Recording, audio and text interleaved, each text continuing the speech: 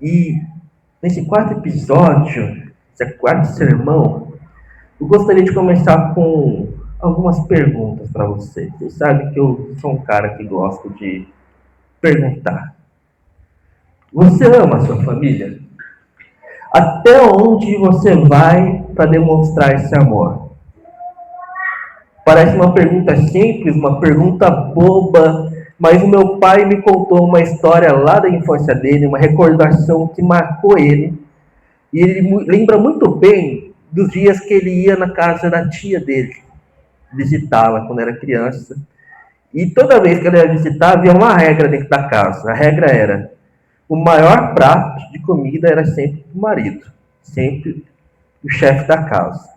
O maior pedaço de carne também ia para o pai. É, sim, na sua casa eu já fui assim, mas era a regra, né? Anos 70, então o maior pedaço de carne ia para o prato do pai. E, claro, algo comum naquele contexto, mas para minha tia-avó, aquela era a forma dela demonstrar o cuidado, o respeito, o amor pelo esposo. Mais para os filhos, para os outros integrantes da família, para os sobrinhos, né? Todos ficavam chateados, achavam injusto, né? Mas assim, nossa, ele come mais que todo mundo, né? É o leão, né? Na selva, né? Mas o leão dentro de casa. E também existe um outro extremo, e esse eu vivi, e que já aconteceu comigo, com você eu não sei, mas de você ir na casa de um amigo e as visitas serem tratadas melhor do que quem mora dentro da casa, né? Então eu ia às vezes na casa dos meus colegas, dos meus amigos, eu ficava até constrangido porque havia a regra lá dentro da casa. Os convidados comem primeiro e depois os filhos, né? Aquele que te chamou para casa come depois, né? E uma outra regra que tinha também é que o convidado ele podia repetir quantas vezes quisesse, né? Então, ó, deixa o seu amigo fazer o prato dele primeiro, aí ele enche o prato do convidado, pergunta se encheu 2 metros de altura, e aí ela ainda fala assim: nossa, mas você está comendo pouco, pega mais um pouco, né? E eu ficava constrangido, por quê? Eu sabia que eu indo na casa daquele amigo, ele ia ter que abrir mão de alguma coisa, não ia ser algo confortável. Mas a vida, ela é formada dessas relações, desses ambientes.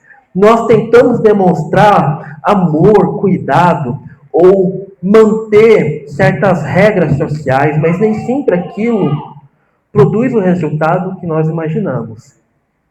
Às vezes nós pensamos que merecemos o maior pedaço mesmo da carne. Afinal, nós trabalhamos mais que os outros. Outras vezes nós oferecemos algo com uma intenção por trás, para conquistar alguém, compensar uma falta ou provar o nosso valor. E é exatamente sobre isso que nós vamos falar hoje. Como muitas vezes as nossas provisões, os nossos esforços e até mesmo os nossos gestos de amor revelam onde está a nossa suficiência dentro do lar. Por isso, então, eu te convido a abrir sua Bíblia em 1 Samuel, capítulo 1. 1 Samuel, capítulo 1, do versículo 1 ao versículo 8. Diz assim a palavra do Senhor. Houve um homem de Ramataim, Zofim, da região montanhosa de Efraim, cujo nome era Eucana, filho de Jeroão, filho de Eliú, filho de Tou, filho de Zuf, efraimita. Eucana tinha 2 mulheres. Uma se chamava Ana e a outra se chamava Penina. Penina tinha filhos, Ana, porém, não tinha. Todos os anos esse homem ia da sua cidade para adorar e sacrificar ao Senhor dos Exércitos em Siló, onde Hofni e Finéias, os dois filhos de Eli, eram sacerdotes do Senhor. No dia em que Eucana oferecia o seu sacrifício, ele dava porções deste a Penina, sua mulher, e a todos os seus filhos e filhas. A Ana, porém, dava uma porção dobrada, porque ele a amava, mesmo que o Senhor a tivesse deixado estéril. Penina, sua rival, a provocava excessivamente para a irritar, porque o Senhor a tinha deixado sem filhos. Isso acontecia ano após ano.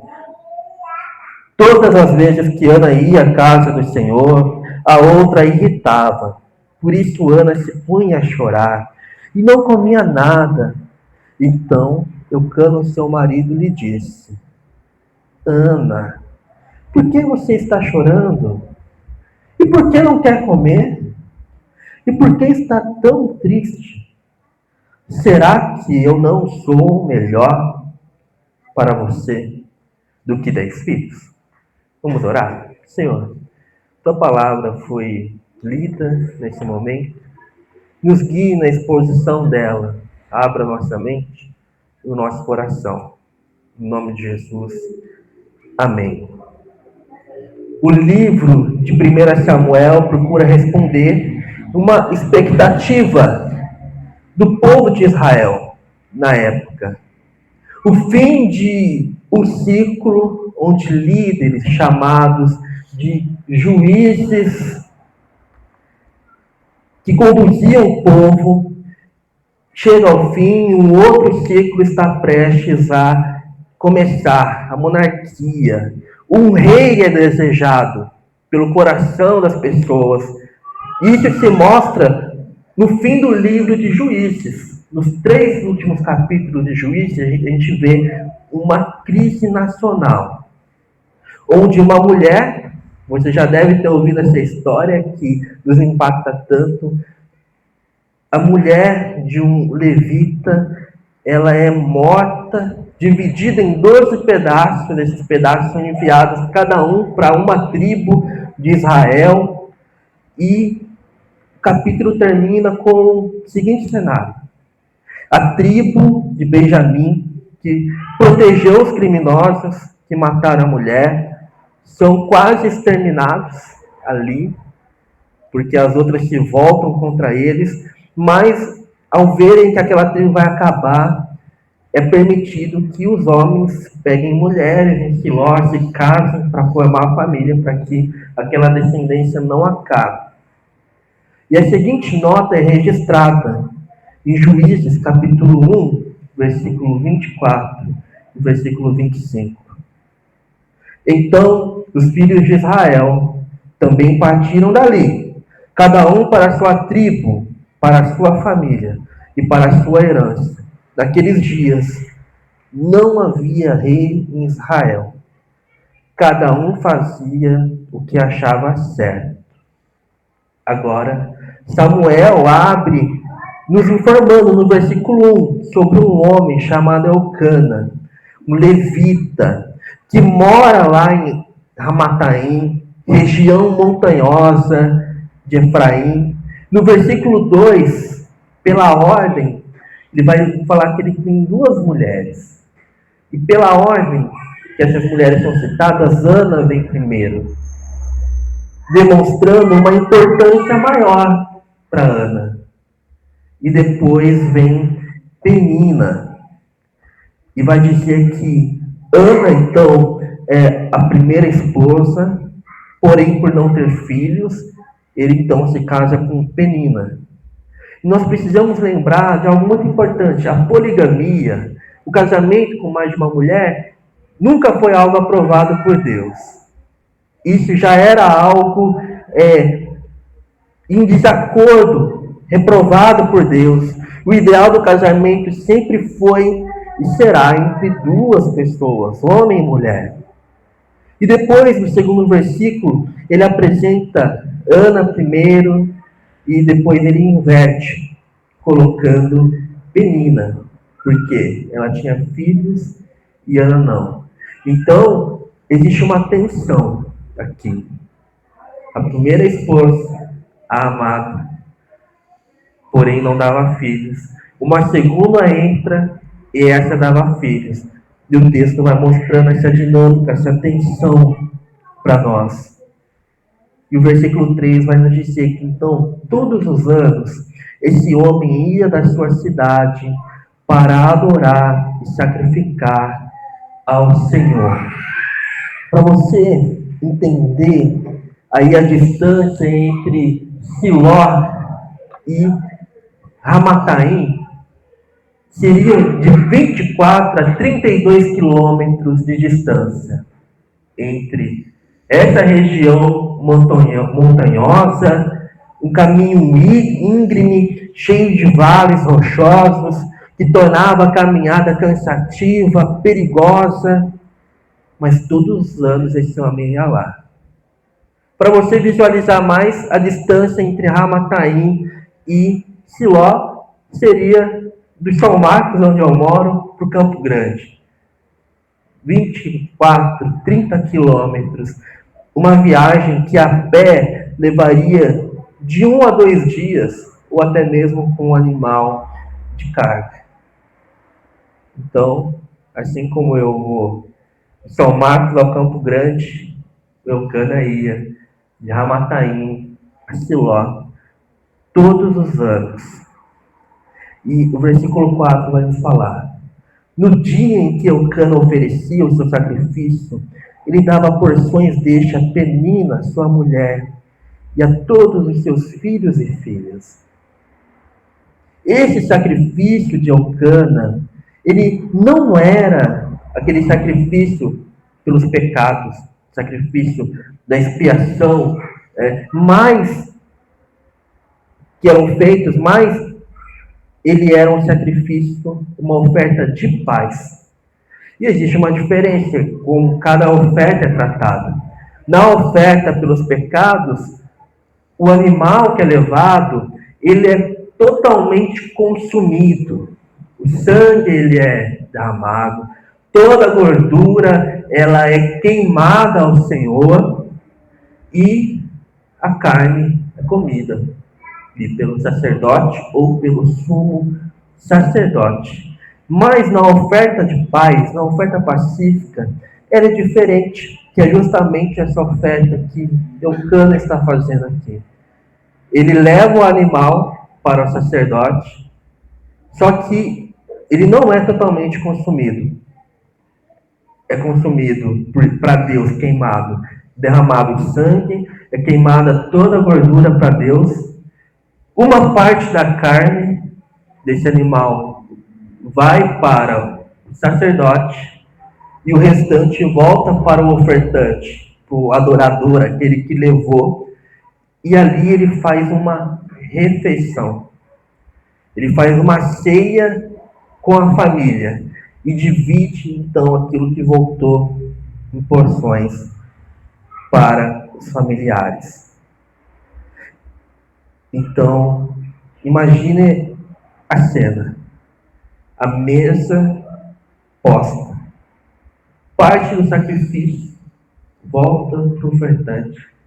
O texto vai nos informar que Ofne e Finéias, eram os sacerdotes dessa época, e depois, mais na frente, a gente vai descobrir que eles ainda roubavam, parte aí desse sacrifício, cometiam um grande pecado ali.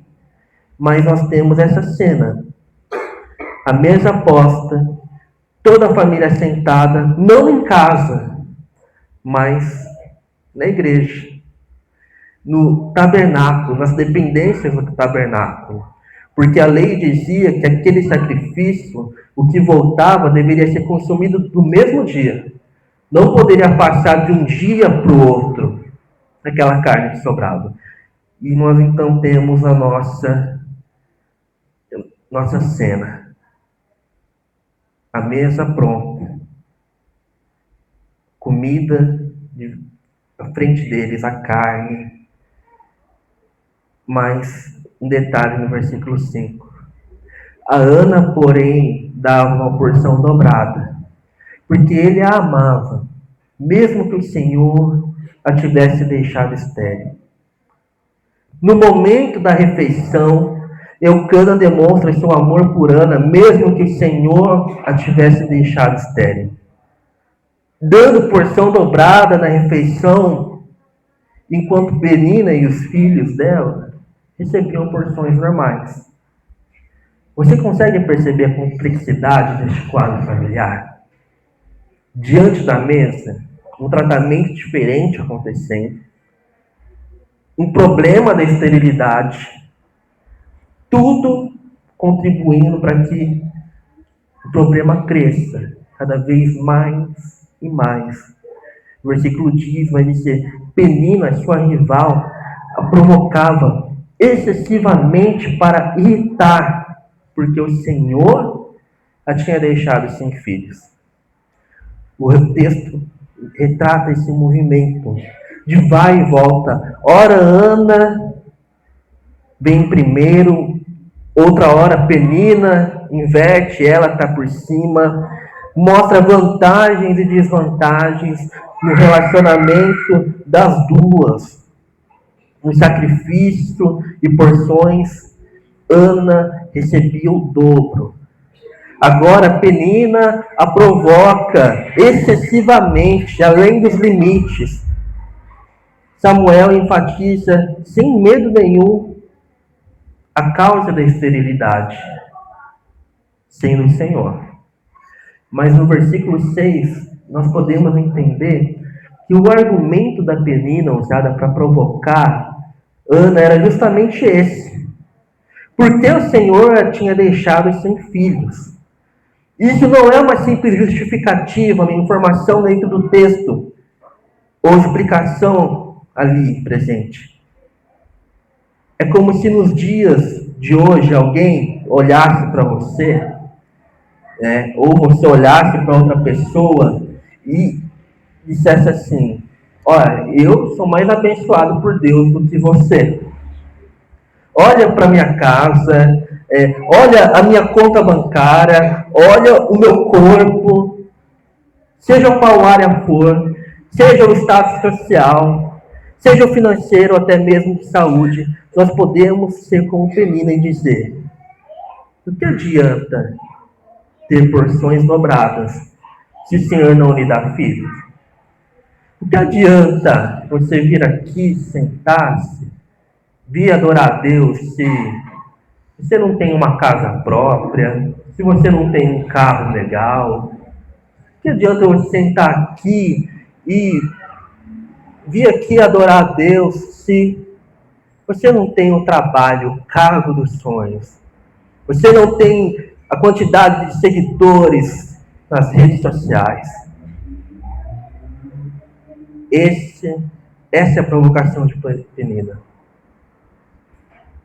Ela tinha filhos. Ana não, porque o Senhor a tinha deixado sem filhos.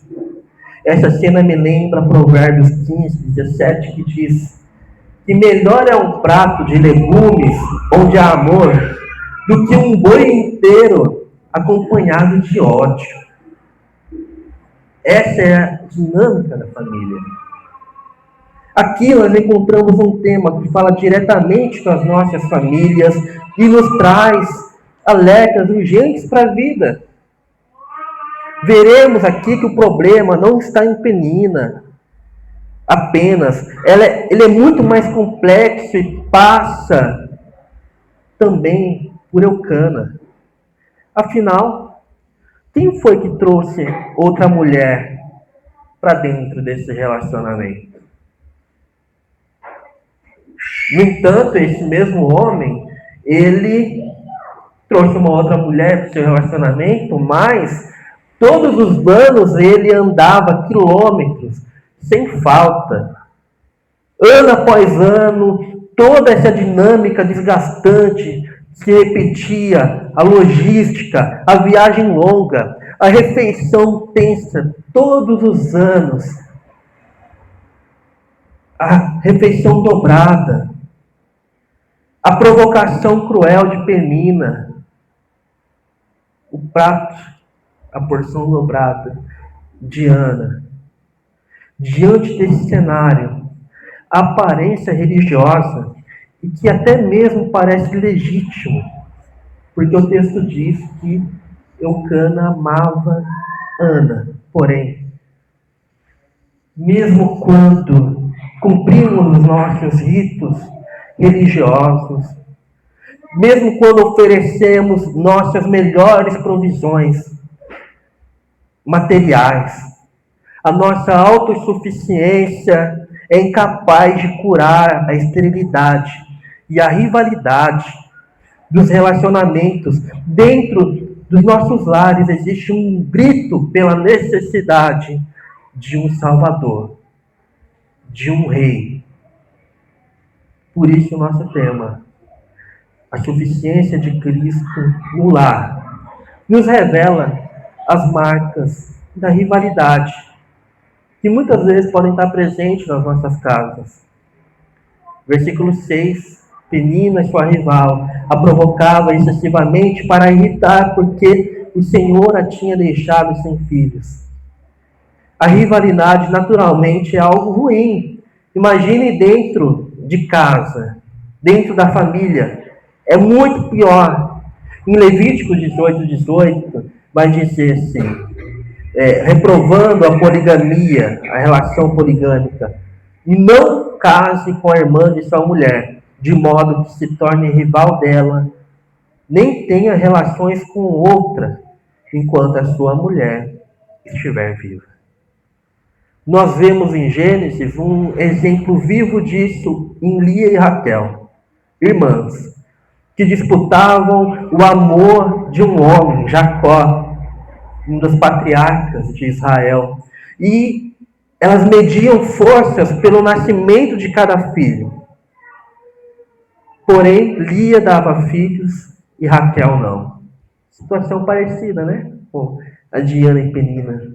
Mas Raquel, ela cobrava Jacó por não ter filhos. Lá em Gênesis 30, versículo 12, vai dizer assim: quando Raquel viu que não dava filhos a Jacó, teve ciúmes de sua irmã e disse a Jacó: dê-lhe filhos, do contrário, morrerei. Então Jacó ficou irado com Raquel e disse: será que estou no lugar de Deus que impediu de ter filhos? Havia uma forte rivalidade ali entre elas. Ciúmes movendo Raquel a querer ter filhos.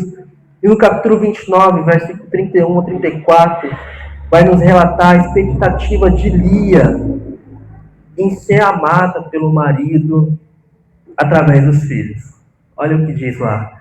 Quando o Senhor viu que Lia era desprezada, fez com que ela fosse fecunda, ao passo que Raquel era estéril.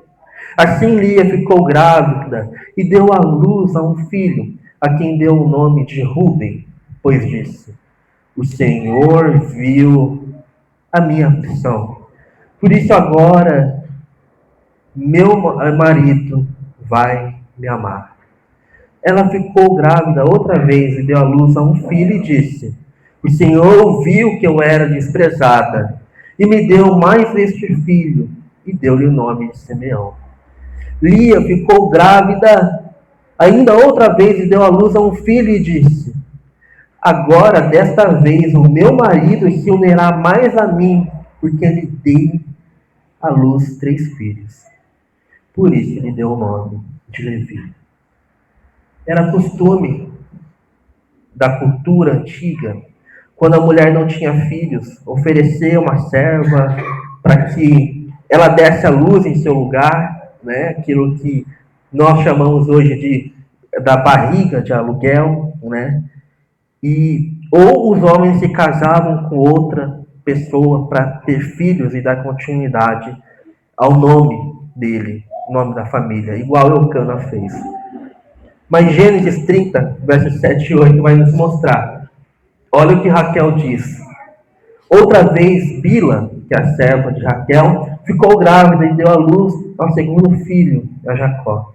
Raquel disse: Com grandes lutas tenho competido com minha irmã e consegui vencer. Por isso, deu ao filho o nome de Naftali. Que triste, né? A rivalidade dentro da casa. Perceba a complexidade das relações. Mas em Samuel, Ana não aparece movida por ciúmes como Raquel em ter um filho. Ana tampouco pensa que tendo um filho ela será mais amada por seu marido, Eucana. Se pararmos para pensar na atitude de Eucana diante da mesa, da oferta de paz, uma guerra estava acontecendo. Não era paz. De repente, aquela porção dobrada a Ana não era apenas um sinal de amor, mas se tornava um meio de compensação pela condição de esterilidade dela também. De demonstrar o amor, mas de compensar. Versículo 7. Todas as vezes que Ana ia à casa do Senhor, a outra a irritava. Por isso Ana se punha a chorar e não comia nada. Alguns atos que nós muitas vezes pensamos ser cuidado e amor, ao invés de alento, podem se tornar pesos ou agravantes do ponto de vista externo de uma situação. Aquilo que levava a Ana a chorar e a não comer nada, acontecia dentro da própria casa, acontecia dentro da própria igreja, no tabernáculo, diante da mesa. Ou nós podemos dizer também que nas dependências ali do próprio santuário, o que deveria acontecer nas dependências do próprio santuário, nesse momento de oferta, está lá em Deuteronômio 12:7, que diz, ali vocês comerão diante do Senhor seu Deus, e se alegrarão em tudo o que fizerem, vocês e suas famílias, no que o Senhor seu Deus os tiver abençoado. Perceba o drama. No lugar de alegria e refeição, Ana estava chorando e não comia. No local em que as pessoas agradeciam a bênção do Senhor, o texto informa que o Senhor havia deixado Ana estéril. Será que você está dessa maneira aqui hoje? Sabe quando você está em uma situação em que ser tratado diferente é pior do que se você fosse tratado igual aos outros? Sabe, as mulheres hebreias ansiavam naturalmente ser mãe pela expectativa do Messias, então sua dor era real.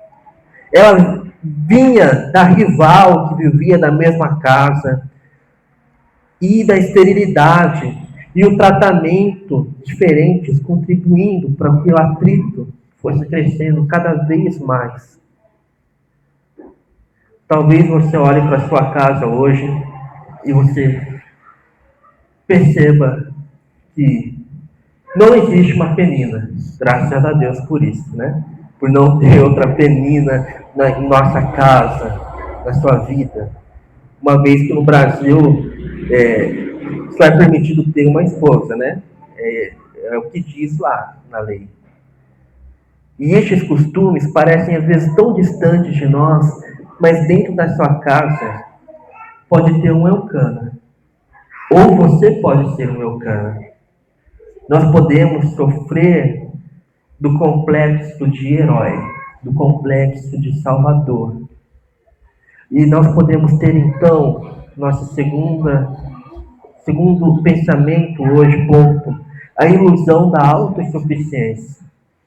Versículo 8, Eucana pergunta para Ana: por que você está chorando? E por que não quer comer? Por que está tão triste? Será que eu não sou melhor do que 10 filhos? Nós precisamos refletir sobre essas palavras de Elcana, diante da dor e do sofrimento das pessoas que nós amamos. Frequentemente procuramos gestos e palavras que podem não ser totalmente precisos naquele momento. Sabe o momento do luto? O momento da perda? O que você vai dizer? Você não diz nada, você diz alguma coisa, o que você faz? Na intenção de consolar, nós podemos ter as melhores intenções, mas ainda assim falhar. O texto deixa claro o motivo. Diana estar triste e não comer. Mas será que Elcana não estava ciente da rivalidade com Penina?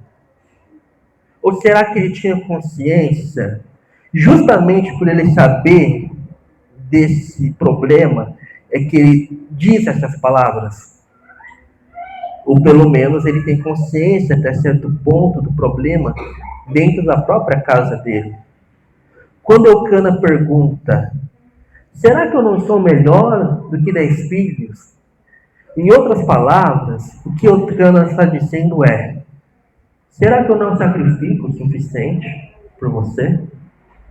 Será que os quilômetros que eu ando, levo sacrifício todos os anos, não são suficientes?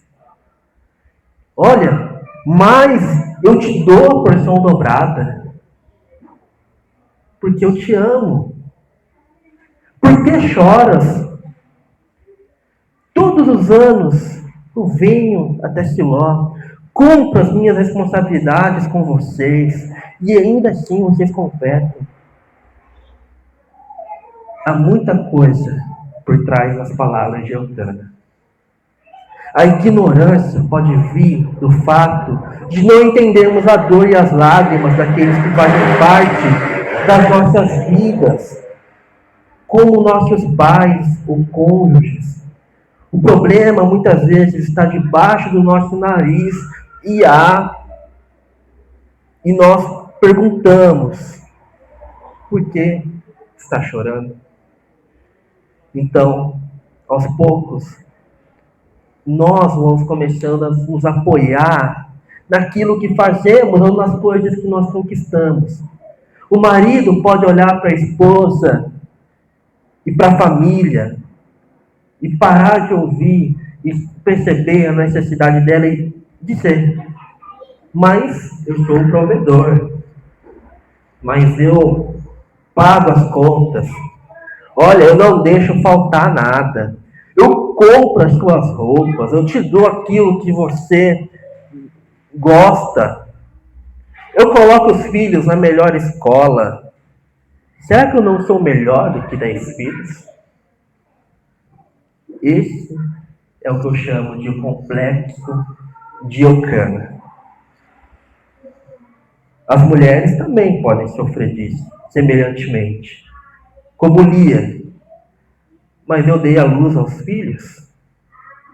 Mas eu preparo a refeição, eu arrumo a casa, eu organizo tudo, eu administro o lar perfeitamente. Será que eu não sou melhor do que 10 filhos? Quantas pressões são colocadas nos nossos ombros hoje, na cultura, no mundo moderno? Nós não percebemos algumas vezes, mas as pessoas ao nosso redor não querem necessariamente tomar o lugar de 10 filhos. O que nós realmente queremos é o lugar de um filho, o Filho de Deus, Jesus Cristo. Nós queremos ser os salvadores, os heróis do nosso lar. Queremos que os nossos méritos sustentem a casa, edifiquem o lar. Mas a resposta de Deus para Elcana e para nós hoje é: não. Você não é suficiente. Você não precisa de 10 filhos. Você não é melhor que um filho. Por isso Deus, ele concede a Ana a dádiva de ser mãe. Na continuação do nosso texto, nesse primeiro capítulo, ela vai ao templo, se derrama diante do Senhor, consagra o filho que nem tinha ainda, né, a Deus. O Deus que a fez estéril lhe dá agora um filho, mas esse Deus diz: ele é meu, ele vai me servir.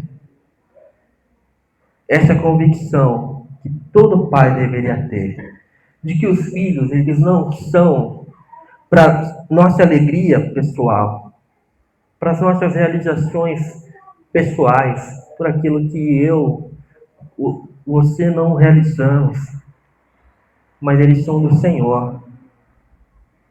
Eles devem ser para que a imagem de Cristo seja propagada por toda a terra e que Deus seja louvado. Então nasce Samuel, o último juiz de Israel, profeta, sacerdote. Mas tem uma coisa que Samuel não é. Ele não é rei. Ele vai ungir reis aí para Israel, mas ele não é rei.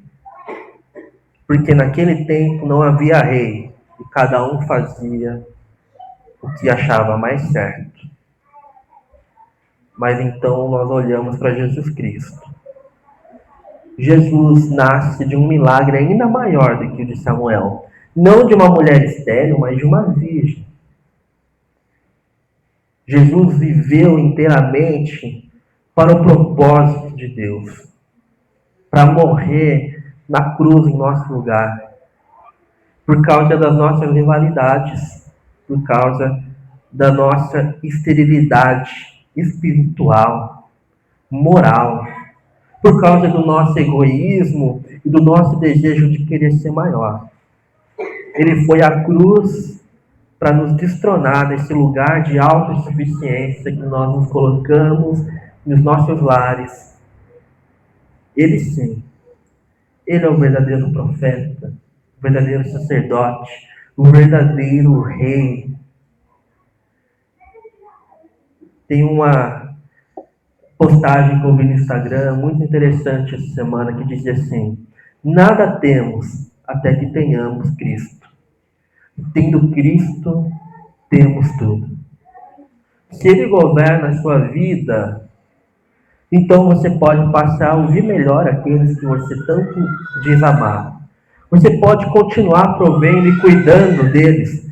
Não há nada de errado nisso, em você trabalhar, em você buscar o melhor para os filhos, mas agora com responsabilidade.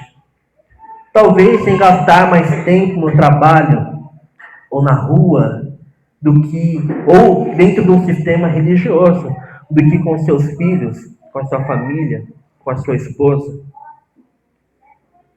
Pense nisso. Eucana deu o dobro da porção para Ana, na tentativa de demonstrar o amor dele. Mas Jesus, quando ele estava à mesa da ceia com seus discípulos, ele parte o pão, apontando para o fato de que ele dá a si próprio por nós. Não é uma porção dobrada, mas ele se deu por inteiro por nós. No fim do dia, que você não procure méritos para dizer que a casa está em pé por sua causa. E olhando para a igreja, que nós também não façamos o mesmo. De bater no peito e dizer: essa igreja está em pé por causa de mim. É o Senhor quem sustenta e edifica a casa. Ele lida com as nossas esterilidades e rivalidades. E é Ele quem torna útil tudo o que nós fazemos. Todo o pão que conquistamos. Foi por isso que Ele ressuscitou e nos libertou dos nossos pecados. Agora, no tempo dos juízes e de Samuel, as pessoas viviam sem um rei. Pediam por um rei. Mas agora, o rei já está aqui. Ele vive, ele ressuscitou. Que ele seja suficiente no nosso lar. Amém? Que Deus nos abençoe. Vou pedir para o pastor Miqueias fazer oração e entrar a bênção. Diante desse desafio que nós temos aqui, de fugir do complexo de Eucana.